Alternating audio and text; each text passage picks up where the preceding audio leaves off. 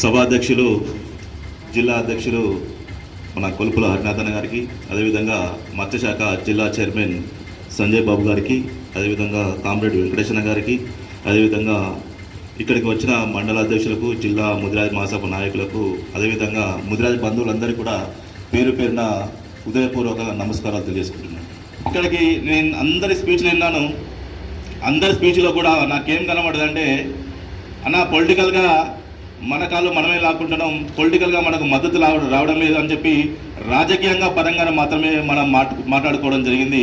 నిజంగా రాజకీయంగా మనకు హక్కులు మనం సాధించుకోవాలి, రాజకీయంగా మన యొక్క వాటా మనకు రావాలి. కానీ రాజకీయంతో పాటు మనం సాధించుకోవాల్సిన అంశం ఏదైనా ఉందంటే అది రిజర్వేషన్ అంశం అనేది మీ అందరికీ గుర్తు చేస్తున్నాను. పొలిటికల్గా ఒక పదవి కానీ ఒక ఎమ్మెల్యే టికెట్ వస్తే ఆ వచ్చిన క్యాండిడేట్ యొక్క కుటుంబం మాత్రమే బాగుపడుతుంది, లేకపోతే ఆయన చుట్టూ ఉన్న కొంతమంది మాత్రమే బాగుపడతారు.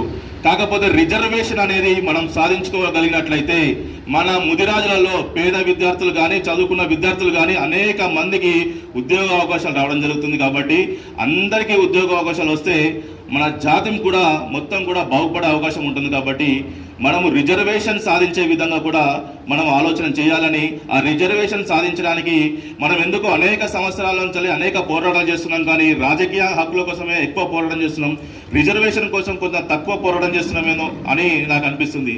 ఎందుకంటే ఈరోజు కర్ణాటక రాష్ట్రంలో అక్కడ లింగాయతులు ఉంటారు. మీకు ఎగ్జాంపుల్ చెప్తా. అక్కడ లింగాయతులు రాష్ట్ర జనాభాలో 17% ఉన్నారు. మన ఇక్కడ రాష్ట్ర జనాభాలో ముదిరాజులు 13.9% ఉన్నారు, అంటే 14% ఉన్నారు. అక్కడ లింగాయతులకేమో ప్రత్యేక రిజర్వేషన్ ఏర్పాటు చేసి 5% రిజర్వేషన్ కొనసాగిస్తున్నప్పటికీ కూడా 2022-23 సంవత్సరంలో మాకు 5% రిజర్వేషన్ సరిపోదు, మా రిజర్వేషన్ పెంచాలని చెప్పి అక్కడ ఉన్న లింగాయతులు మొత్తం కూడా రోడ్ల మీదకి వచ్చి బరిదీసి కొట్లాడితే ఆ రాష్ట్రంలో ఉన్న మైనార్టీ వర్గం, ఆ రాష్ట్రంలో ఉన్న మైనార్టీ ముస్లిం వర్గాలకు సంబంధించిన 4% రిజర్వేషన్ పూర్తిగా రద్దు చేసి ఆ రిజర్వేషన్ కూడా లింగాయతులకు ఇవ్వడం జరిగింది. ఇప్పుడు ప్రస్తుతం ఆ రాష్ట్రంలో 17% ఉన్న లింగాయతులకు ఈరోజు పాత 5% ప్లస్ 4% 2% లింగాయతులకు యాడ్ చేయడం జరిగింది. ఇంకో 2% ఏమో ఒక్క లింగాయతులకు యాడ్ చేయడం జరిగింది. అంటే అక్కడ లింగాయతులకు 7% రిజర్వేషన్ వస్తుంది, 7% రిజర్వేషన్. మరి ఈ తెలంగాణ రాష్ట్రంలో కూడా 14% ముదిరా జనాభా ఉంటే మరి మనం ప్రత్యేక రిజర్వేషన్ ఎందుకు సాధించుకోకూడదు? మనం అనేక సంవత్సరాలుగా బీసీ నుంచి బీసీఏకు మార్చాలి, బీసీ నుంచి బీసీఏకు మార్చాలని మనం అంటున్నాం.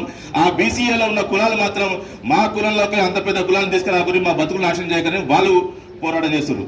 మరి ఈ సమస్యకు ఎక్కడ ముగింపు వలుగుతుంది? కాబట్టి మనము తీసుకోవాల్సిన నినాదం ఏంటంటే, ముదిరాజులకు పక్కన ఉన్న కర్ణాటక రాష్ట్రంలో కూడా కాంగ్రెస్ పార్టీ ఉంది, ఇక్కడ కూడా కాంగ్రెస్ పార్టీ ఉంది. అక్కడ లింగాయతులకు ఏ విధమైన రిజర్వేషన్, ప్రత్యేక రిజర్వేషన్ ఏర్పాటు చేశారో ఇక్కడ కూడా ముదిరాజులకు అదే రిజర్వేషన్ ఏర్పాటు చేసి ఈ ముదిరాజ్ జాతిలో ఉన్న పేద విద్యార్థులకు కానీ ముదిరాజ్ పేద బిడ్డలకు కానీ ఉద్యోగాలు వచ్చి అదేవిధంగా అనేక రంగాల్లో కూడా స్థిరపడడానికి, గొప్పగా అభివృద్ధి చెందడానికి అవకాశం ఉంటుంది. కాబట్టి మనం ప్రత్యేక రిజర్వేషన్ వైపు మాత్రం పోరాటం చేయాలని కొలుపుల హరినాథల లాంటి వాళ్ళు, అదేవిధంగా కామ్రేడ్ వెంకటేశ్వర లాంటి వాళ్ళు, ఇక అనేక మండలం చేసిన నాయకులందరూ కూడా మీరందరూ కూడా ఈ దిశగా ఆలోచన చేస్తే బాగుంటుందని నా యొక్క ఆలోచన. కాబట్టి మనం ప్రత్యేక రిజర్వేషన్ అనేది ఏర్పాటు చేసుకోవాలి. కాబట్టి ఆ రిజర్వేషన్ అంశం కూడా మీరు ఆలోచన చేసి దానికోసం కూడా మీరు పోరాటం చేయవలసిందిగా కోరుకుంటున్నాను.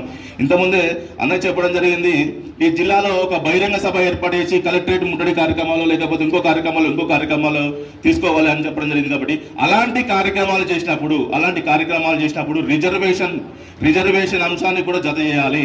ప్రత్యేక రిజర్వేషన్ అనేది ఏర్పాటు చేయాలి. ముదిరాజులకు కావాల్సింది బీసీడీ నుంచి బీసీఏ అయితే కలపండి.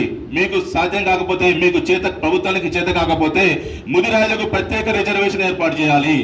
కర్ణాటకలో లింగాయతులకు ఏ విధంగా చేస్తారో తెలంగాణ రాష్ట్రంలో కూడా ముదిరాజులకు 5% రిజర్వేషన్ ఏర్పాటు చేయాలి.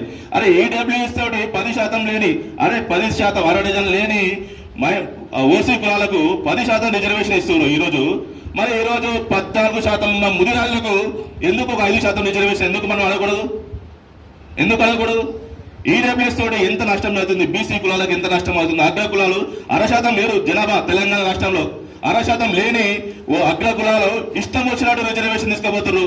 దాని మీద ప్రశ్నించేటోళ్ళు అనేక బీసీ సంఘాలు కానీ అనేక కుల సంఘాలు కానీ ప్రశ్నించినప్పటికీ కూడా ప్రభుత్వం ఒంటెత్తు పోగొడతోటి ఈరోజు బీసీ కులాలను ఇలాంటి మనలాంటి ముదిరాజు కులాలను ఎస్సీ కులాలను ఎస్టీ కులాలు అనేక కులాలకు నష్టం వాటిల్లి ఈరోజు అగ్ర కులాలు మళ్ళా ఇంకా వాడు డబ్బులు సంపాదించుకోవడానికి రాజకీయంగా కానీ ఆర్థికంగా కానీ ఉద్యోగ పరంగానే మన సంపదను మొత్తం కూడా దోచుకోపోతుంటే మనం మాత్రం ఖచ్చితంగా రిప్రజెంటేషన్ ఇచ్చుకుంటా కలెక్టర్కి రిప్రజెంటేషన్ ఇవ్వాలి, బీసీ నుంచి బీసీగా మార్చాలని, లేకపోతే బహిరంగ సభలు పెట్టాలి, లేకపోతే ఇంకో దగ్గర పత్రికా సమావేశాలతోటి కానీ బహిరంగ సభలతోటి కానీ కలెక్టర్లకు ఎంఆర్ఓలకు ఇంకో ముఖ్యమంత్రికి రిప్రజెంటేషన్ ఇస్తే ముదిరాజుల యొక్క రిజర్వేషన్ సాధించబడదు.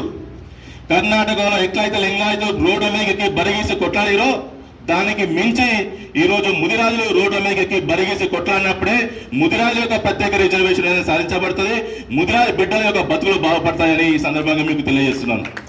కాబట్టి దానికి కూడా త్వరలోనే ప్రణాళిక సిద్ధం చేస్తాం, దాన్ని కూడా మీ అందరి సంపూర్ణ సహకారంతో సాధించుకుంటామని ఆశిస్తున్నాను. ఈ అవకాశం కల్పించిన యాదాద్రి జిల్లా అధ్యక్షులకు అదేవిధంగా ముఖ్య నాయకులందరికీ కూడా ఇక్కడికి వచ్చిన ముదిరాజు బంధువులందరికీ కూడా ధన్యవాదాలు తెలియజేస్తూ జై ముదిరాజ్, జై జై ముదిరాజ్.